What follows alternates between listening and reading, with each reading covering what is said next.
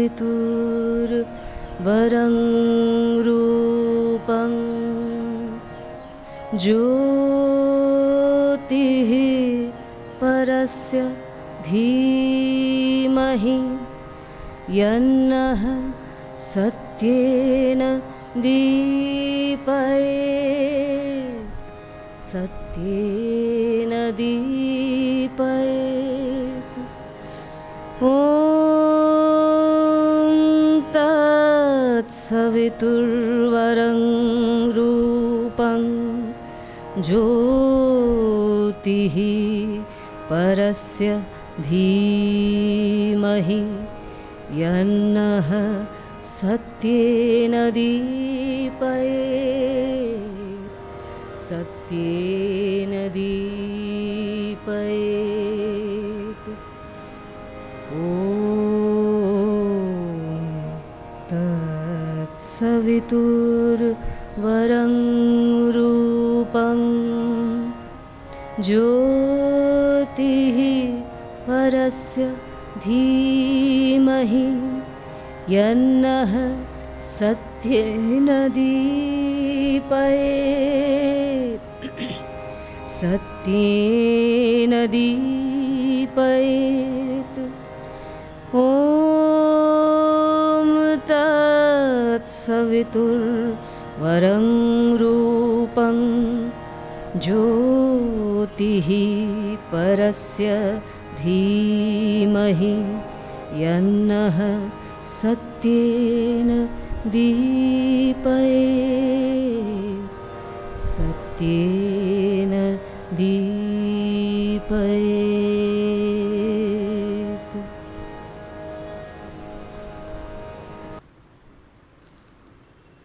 Namaste.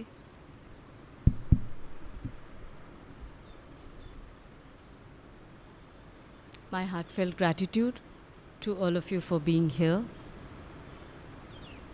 The chosen prayer from the prayers and meditations of the Mother today is a prayer written by the Mother on April 7, 1914. An extremely powerful prayer and one of the, you can say, the lengthiest prayers in this prayers and meditations. It is a prayer of self-reflection that the Divine Mother does for all of us. With my limited mind, the title that I could think of was an honest introspection. So any act done in theory, any resolution taken, or an important decision, once taken, then has to be put into practice. And once on the spiritual path, this becomes even more important. A radical change in consciousness has to be worked out laboriously, step by step. And there is no mantra or there is no easy way out. And in this path, it can't be done in a jiffy. There is, we can say, there is no Blinkit app for this. So in 1,000 ways, the mental, the vital, and the corporeal parts of the being have to be changed, recast, remolded, step by step. And this has to be done in the light of the new aspiration that we feel when we embark on this path. Now, there are many parts in us, and they are very dark, and many times, most of the times, we are not even aware of them, and we do not, even when we become aware of them, we seldom acknowledge them. So through this prayer, the Mother is teaching us an honest introspection, a candid and a sincere reflection. It is always an act of looking within very deeply, very critically, not sparing even ourselves. And when we do that, this introspection actually becomes like a flaming torch, and it throws light on these dark inner recesses. We are able to see them. We are able to reflect on those. Sri Aurobindo has said that the Mother was divine even in her childhood. In every birth, she has been divine. But when she surrendered to Sri Aurobindo on April 29, 1914, she had to take up a different mode altogether. She had to move from, she had to take up the role of the Universal Mother and work for the upliftment of the universal consciousness. And she makes this honest introspection into her own individual consciousness. This introspection and communion is recorded in this prayer, and it is an acme of humility, supreme divine humility. With great courage, it takes a lot of courage to look critically at our own setbacks and evaluate ourselves and doing a benchmarking with our own self. And it takes, so in this prayer, we will find, interestingly, there are lots and lots of questions that the mother is asking and putting in front of the divine and evaluating her own shortcomings in facing the great task of world redemption. And each question is very important and very powerful and valuable for us because of the universal nature of those questions. So let us read the prayer.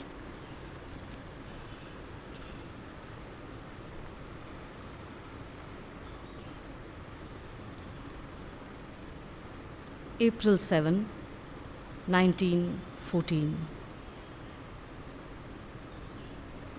What kind of courage is mine that I always try to avoid the fight?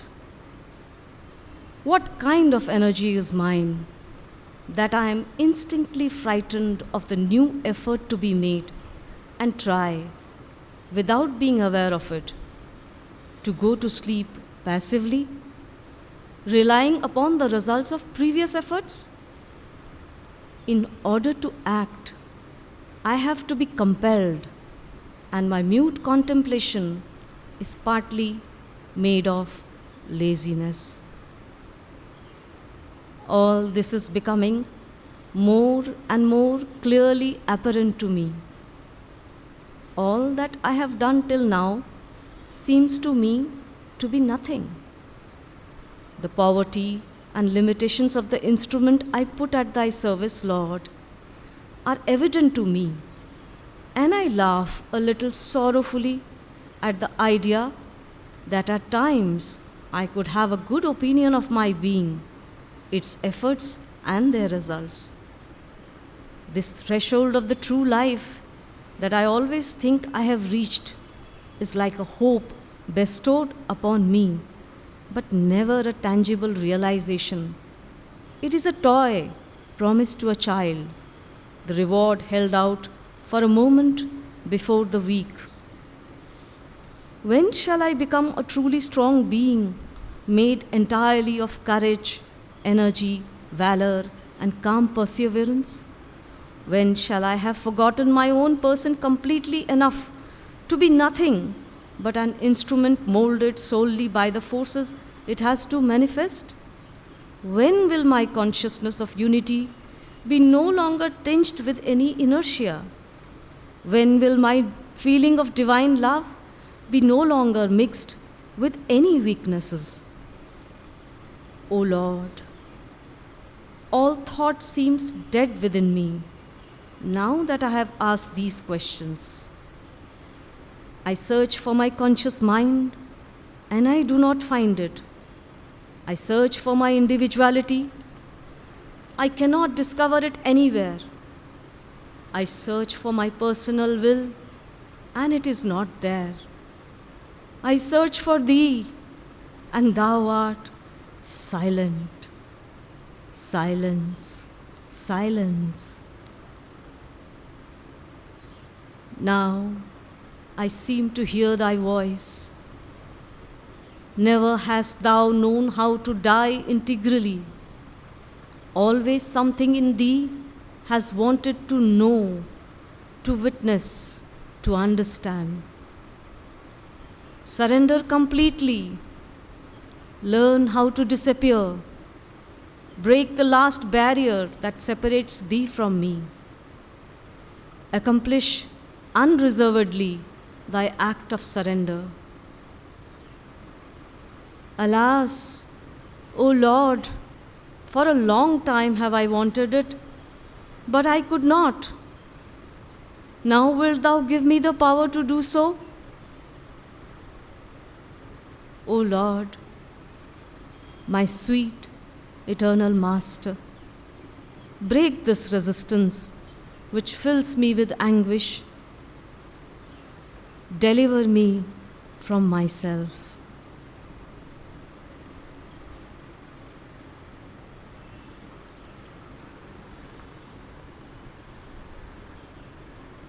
So, first tendency, the prayer is very universal, though it is the mother's own reflection and introspection. But it is true, all the questions are true for all of us. She's actually doing this self-reflection for us. First tendency in us when we are faced with difficulty is to escape, avoid. There is often a tendency to postpone, delay, procrastinate the inevitable, and a tendency not to go out of the comfort level and comfort zones that we have set for ourselves. We look at the questions one by one. It is very interesting.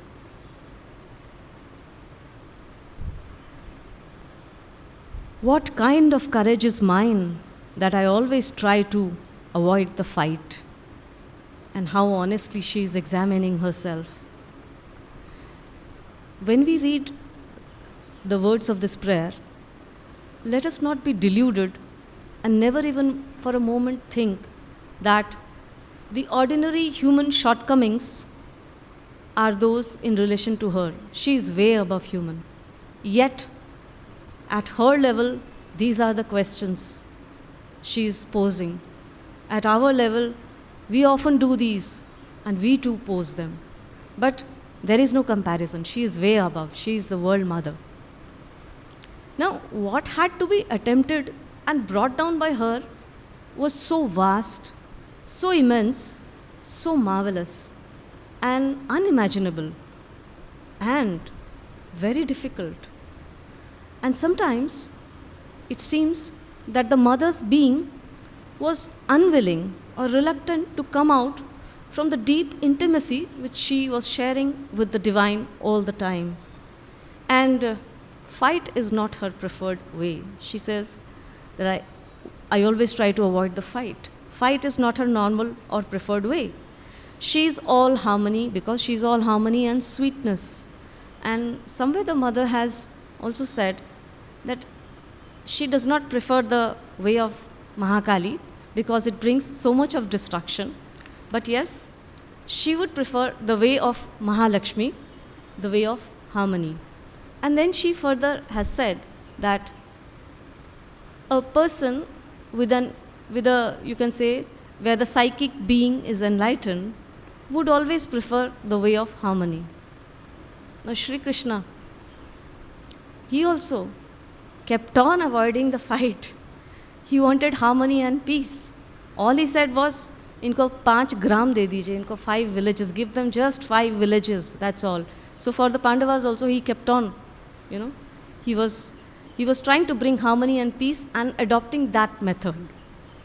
The mother goes on to say again, what kind of energy is mine that I am instinctively frightened of the new effort to be made and try, without being aware of it, to go to sleep passively, relying upon the results of previous efforts? And when the mother is speaking of previous efforts, we all know what those efforts were. The mother has reached even beyond what Sri Aurobindo calls even beyond the overmind before she comes to Pondicherry. And from March 29, 1914 onwards, the emphasis had to be widened and she had to encompass the transformation of the whole universe. Now the task and the new effort was for the whole world and to take the whole world towards supramental heights. And she would have to start an ascent. and she would have to start on a new journey.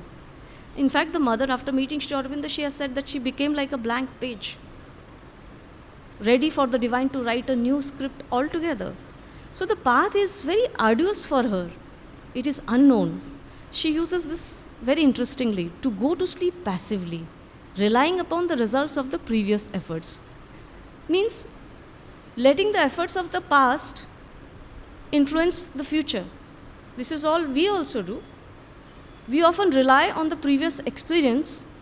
Basically, if we can take the example of a pension plan, we work our whole life and we are looking for a retirement benefit plan. But there is no retirement benefit plan or no pension plan in the creation, in the divine's work. When we believe we have realized a certain degree of, you can say, certain degree of something higher, and take it easy and retire, we stop progressing. We are actually preparing for death at that time. Outwardly, yes, some works may be very difficult because of the capacity, because of age, but inwardly the work can always go on. There was a person in Pondicherry. He had written, not in Pondicherry, but he had written to the mother, and the letter was very interesting, and mother's reply was even more interesting. He wrote that, now I have finished most of my worldly duties. My children are grown up, and I'm more or less set. And now I think I can come and join the ashram and stay in the ashram. And the mother's reply was, if you are thinking like this, then this ashram is not the place for you. You can't expect if you think that you will come here and retire and lead a retired life, then this is not the place. Here, you have to begin from scratch. And there is no retirement over here. She further says, in order to act, I have to be compelled. So much true for us, no? Whenever there is a huge task in front of us, we keep on delaying. And unless we really get a push from the boss, we will not do it. And we keep on tallowing it. In order to act, I have to be compelled. And my mute contemplation is partly made of laziness. And all this is becoming more and more clearly apparent to me. Now, often there is a tendency to delay, procrastinate, and we have to be forced, we have to be pushed. Because action would mean challenges. To act would mean to face difficulties, obstacles, and to embark on something which is unknown to us. And there is a kind of a resistance, there is a kind of a reluctance. And if you think, we always say, I've done meditation, and we feel so good about it, no? And after meditation, we are in a very heightened state, we are in a very calm state, which is, we think, way above what we do in our day-to-day life. But after coming out of the meditation, life still remains unchanged. Has life changed? We are not able to do that. It is good, and then people have certain experiences in meditations, and they are so enchanted by the experiences. No doubt, meditation and contemplation are important because they help in preparing the consciousness for the yogic life. But the experiences and meditations, they don't transform life. They can't bring any transformation. Transformation happens in life situations. So you can say it is a myth, or it is a very cliched belief that if we do meditation, all our problems will be solved, life will become better. It is only when we act. Yes, meditation may clear the cobwebs, it may show you the path, but काम खुद ही करना पड़ेगा. And unless we act, nothing is going to get transformed. So here when the mother is talking of meditation, she's talking about the kind of a laziness that creeps in. Of course, it is easy to sit quietly and meditate and not do the work. There is a kind of a lethargy, there is a kind of a sloth that often comes. And she is becoming aware of that. Basically, it is very nice to contemplate on the divine, meditate upon the divine, the glory, and think of the divine. and get a feeling of the constant union with the divine. It is very beautiful. It is blissful. And people often want to stay always in that state. But the real field is life itself. She says, very interesting statement from the mother. All that I have done till now seems to me to be nothing. This is divine humility. What is nothing? What has she done that she's calling it nothing? She has realized the immanent divine within. She's the climber of the world stair successfully. And she has had the full awakening of the Kundalini, not 7 chakras, but full 12 chakras, right till below the feet. She has mastered occult to a level where she has been able to revive herself from death. She died and she was able to rejoin the cord. While in trance, this is her nothing. While in trance, she could do all her activities and still remain in trance. And she mastered the Buddhist yoga. That means there is no desire. She has realized the great truth of the Gita and also Raj Yoga. And she says, I have done nothing. So this is an acme of divine humility, you can say. And what a contrast with us. We do a little and we get so puffed up. Next line. The poverty and limitations of the instrument I put at thy service, Lord, are evident to me. And I laugh a little sorrowfully at the idea that at times I could have a good opinion of my being, its efforts, and their results. So basically she is saying that inwardly she has realized a lot of things substantially, but the instruments are still mediocre. That is what she once asked Sri Aurobindo, that the inner realization is there, but look at my instruments. I keep on doing everything, but my instruments are not that perfect. I am not really a master of anything. And Sri Aurobindo said, it's good. You have plasticity of nature. Because he knew the mother. With our limited mind, we cannot even fathom what kind of work she has done or what is mediocre for her. That her instruments are mediocre. What is that? We cannot even imagine. But the Lord, the Golden Master, knew. So he says that. So this is immense humility. And one thing about the honest introspection that she is doing is that it requires courage to be able to say, to look at our own limitations and shortcomings. And say it, not only say it, but feel that humility. With utter humility before the Divine Lord. She says, I am nothing. She says, this threshold of true life that I always think I have reached is like a hope bestowed upon me, but never a tangible realization. It is the toy promised to a child, the reward held out for a moment before the week. Like mamas give chocolate to toddlers, no, when they are small.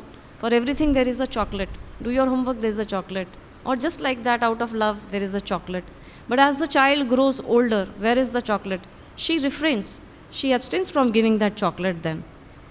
So it is like that. When we embark on the spiritual journey and when we begin the yoga, we are so dazzled. And it is very beautiful. That state is really very beautiful. And some people want to capture only that state and want to stay only in that state and that moment. But that is not realization. As you progress, the path becomes arduous and the initial glamour and enchantment are replaced by inner battles at every step. But it is also true that when one advances on the path, true advance, when the true progress is there, even when the difficulties come, then too, the sadhak or the yogi is able to see the beauty behind it. So life is beautiful even then, even with the difficulties. But this is only after we have progressed. But initially, and so at every stage, it is a non-stop process. It is a continuum. We cannot say that, okay, I have reached a particular stage, this is it. Or, अब तो बहुत थोड़ा ही काम बाकी है. When we say that, then we are again falling back into that same state and we have to start afresh. But with true humility, sincerity, and looking and working upon what is required within us, that work has to be done. Of course, the light is always there from the divine, but we have to put it like that to ourselves, look at it, evaluate ourselves, and then see this. Now the whole of the next passage, this is all questions where she has said, what is my courage like? What is this energy that I am feeling? Now it is going to be when. So the next part of the prayer is really very interesting. She poses another set of strong questions. But in the questions itself, she's also giving the answer and the method. So though it seems like a question, but she's highlighting the method. And she's saying, when will I be able to achieve this? So she knows what she needs to overcome and knows how, but expresses her inability to do so. True for us, no? We all know what needs to be done, but we are still unable to do it. When shall I become a truly strong being, she says, made entirely of courage, energy, valor, and calm perseverance? When shall I have forgotten my own person completely, enough to be nothing but an instrument molded solely by the forces it has to manifest? So, she's asking, when will I become strong enough to overcome these things? The tendency to look at the past effects and experiences and rely on them for progress, and to avoid laziness. When will I be able to do that? To revel, when will I stop reveling in the experiences and gloating over them? And this is so true for us. Like, we are constantly doing it. And here the mother has identified those, and she feels that she is unable to do those, and she is asking the divine, when? Kab hoga ye? When will I have that courage? When will I have that calm perseverance, valor, energy to do what needs to be done according to the divine will? When will I become a true instrument which works only for thy work? There is we often read a lot of literature and we think that we get the answers. But here the mother, she has read far, you cannot imagine what all she has read. And whatever is on record about her experiences were far beyond what she has shared in the prayers and meditations and with the disciples in the ashram when they used to ask questions. What she has shared is maybe a very tiny fraction of her own experiences. Her experiences were too vast to be even shared. Those experiences we don't know.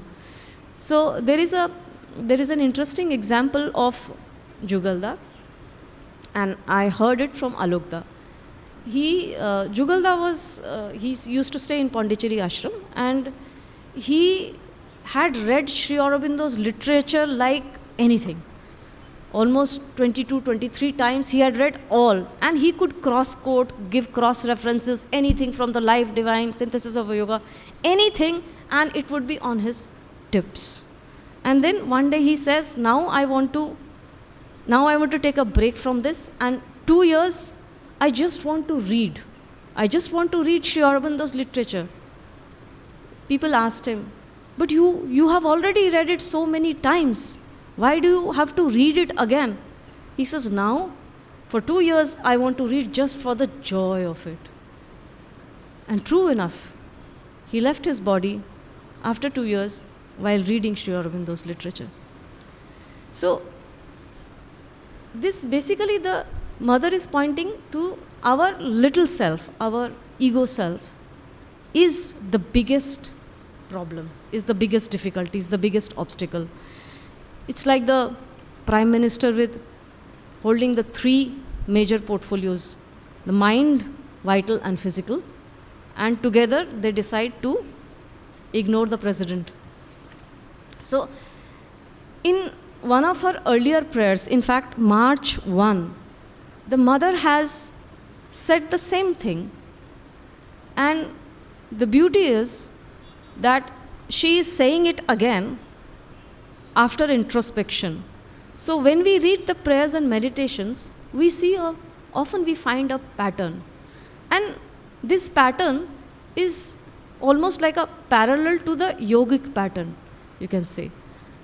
Questions are posed, she seeks the answers, she has had certain realizations which she has written down in these meditations, and somewhere further down, after a month or two, you will find the same thing coming to her again, but in a different context, and further work that needs to be done on that. And the path of yoga is always like this. It is ups and downs, but they always lead us forward. These trials and tribulations, they always lead us forward. On March 1st, she is writing exactly the same thing. It is in one's self, this little self, it is in one's self that all the obstacles lie. It is in one's own self that all the difficulties are found. It is in one's own self that there is all the darkness and ignorance. So how much more important it becomes for this introspection that we do. You know, we think we have achieved a certain level, but there are certain things which are hidden in such a subtle manner. The ego is also very, very subtle in many ways. So basically dissolve the ego self sufficiently. Now it is not possible to dissolve the ego self at once. So sufficiently, the mother says, it has to be done sufficiently to become an instrument for the divine work and work according to the divine will pertaining to that work. So little by little the being gets prepared, little by little the ego self starts dissolving, and finally one is able to see very clearly in every act, in every thought. When we are doing that introspection, we are able to immediately know that this is me, my little self that is telling me this thing. This is my little self that is making me do things. And once we identify that, the first process is to identify that. Once we identify that, we work to dissolve it. We work to widen the consciousness. She goes on to say, when will my consciousness of unity be no longer tinged with any inertia? When will my feeling of divine love be no longer mixed with any weakness?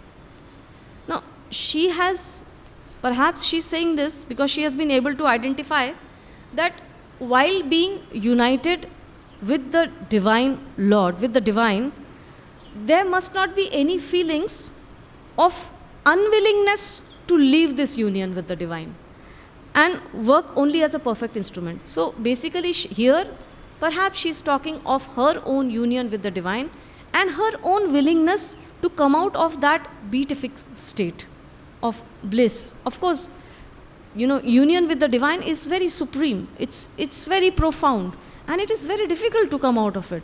So perhaps she's saying that. And she's also talking of, when will my feeling of divine love be no longer mixed with any weakness? And love also can be mixed with weakness. We all know that. Love also can make us weak and soft. बहुत बचपन में एक story पढ़ी थी, शायद play था.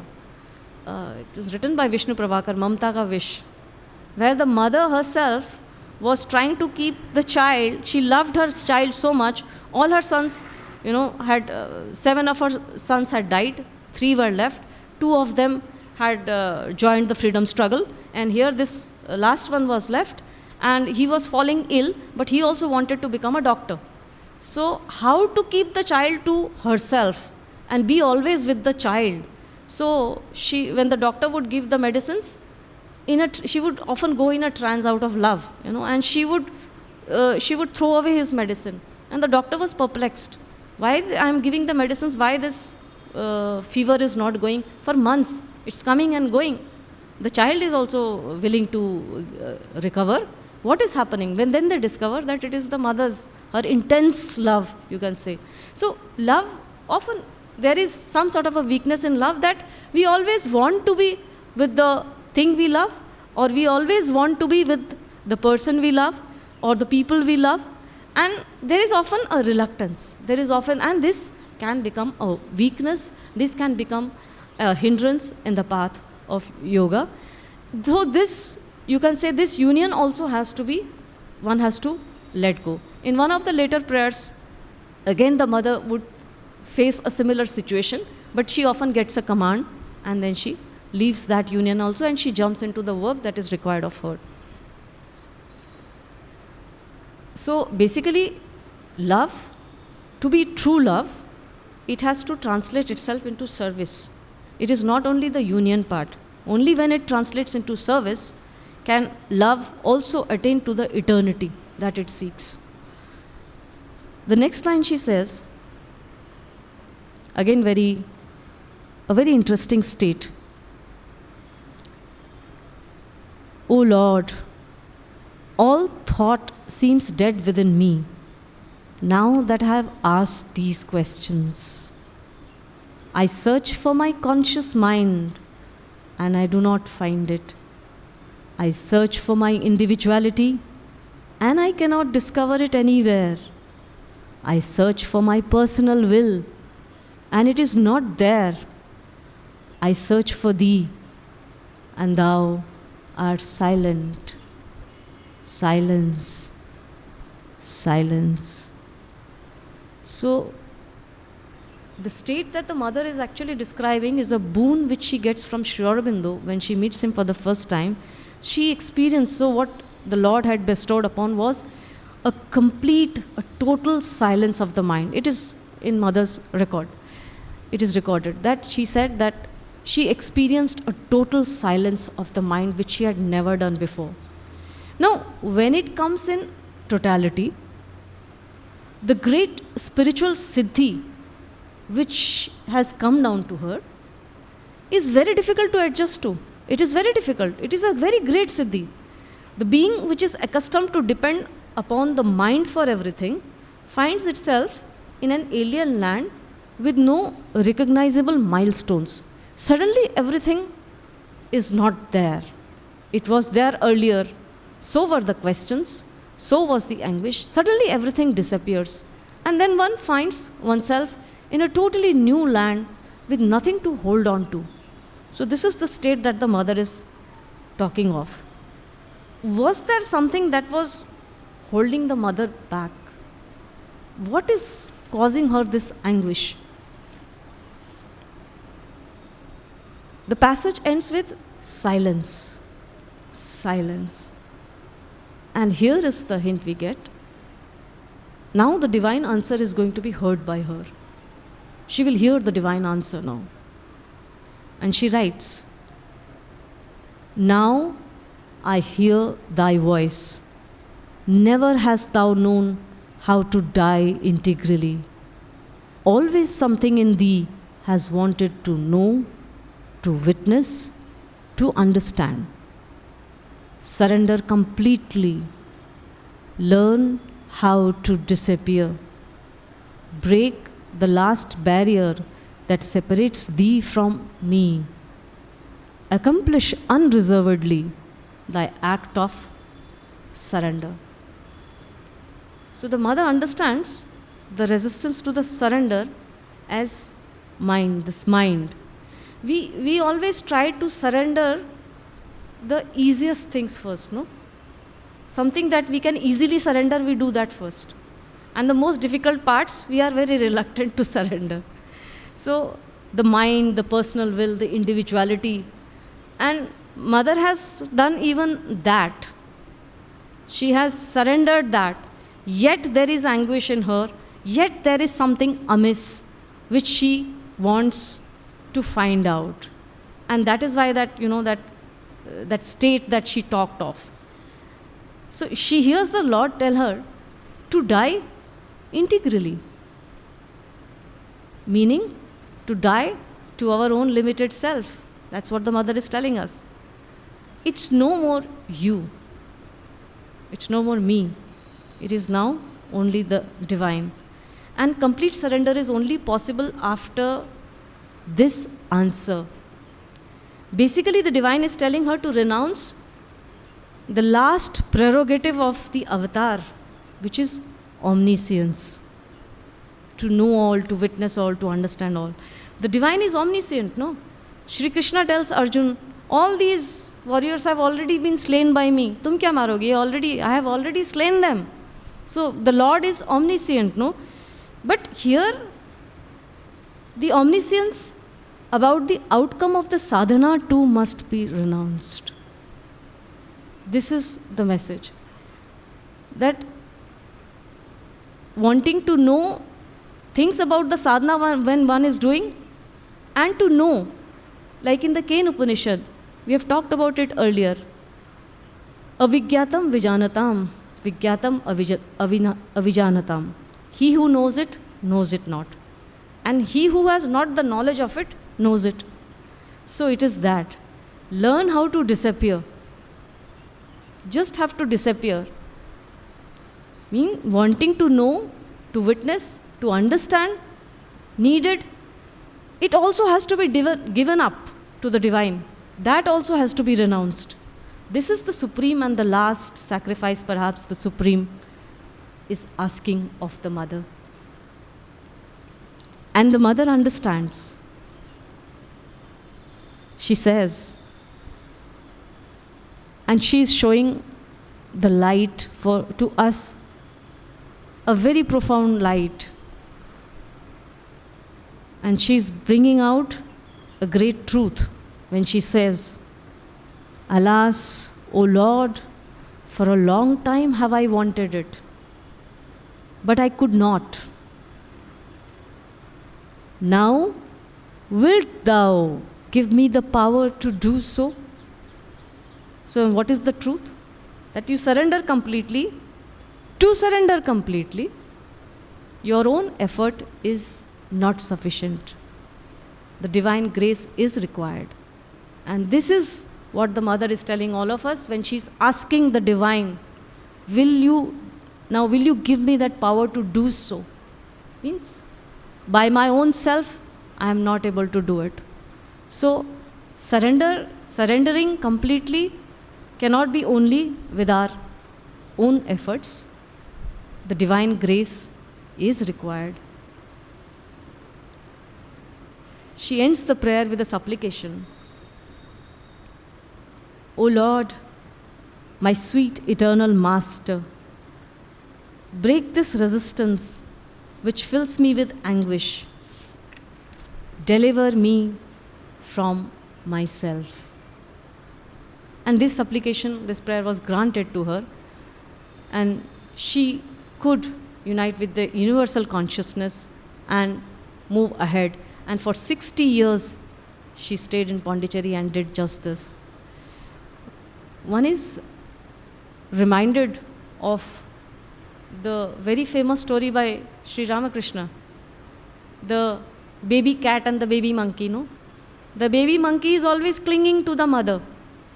कि वो उसका हाँ छोड़ देगा तो गिर जाएगा. So there is a sort of a, there is a sort of an urgency. There is a sort of a, you can say, helplessness. It's clinging very hard to the mother, lest he falls. And what about the baby cat? The mother lifts the baby cat is not bothered. माँ ले जाएंगी जहाँ ले जाएंगी. So it is this whole story.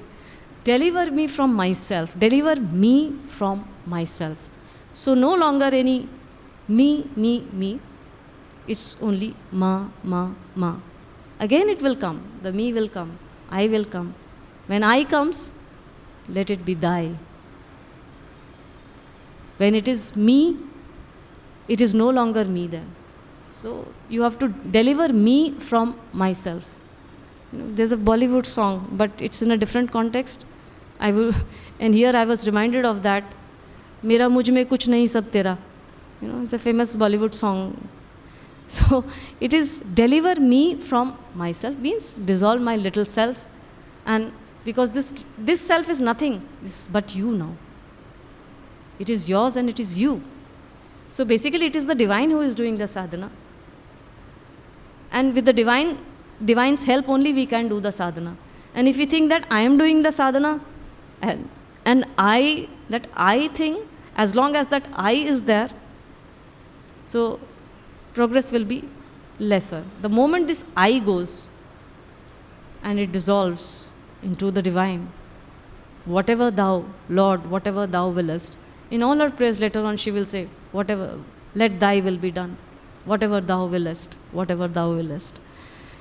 So, let us read the prayer again.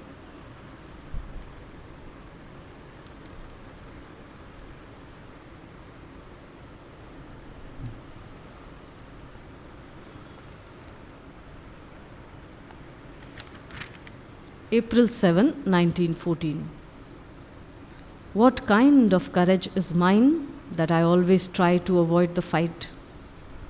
What kind of energy is mine that I am instinctively frightened of the new effort to be made and try, without being aware of it, to go to sleep passively, relying upon the results of previous efforts? In order to act, I have to be compelled, and my mute contemplation is partly made of laziness. All this is becoming more and more clearly evident to me. All that I have done till now seems to me to be nothing. The poverty and limitations of the instrument I put at thy service, Lord, are evident to me, and I laugh a little sorrowfully at the idea that at times I could have a good opinion of my being, its efforts, and their results. This threshold of the true life that I always think I have reached is like a hope bestowed upon me, but never a tangible realization. It is the toy promised to a child, the reward held out for a moment before the weak. When shall I become a truly strong being, made entirely of courage, valor, energy, and calm perseverance? When shall I have forgotten my own person completely enough to be nothing but an instrument molded solely by the forces it has to manifest? When will my consciousness of unity be no longer tinged with any inertia? When will my feeling of divine love be no longer mixed with any weakness? O Lord, all thought seems dead within me now that I have asked these questions.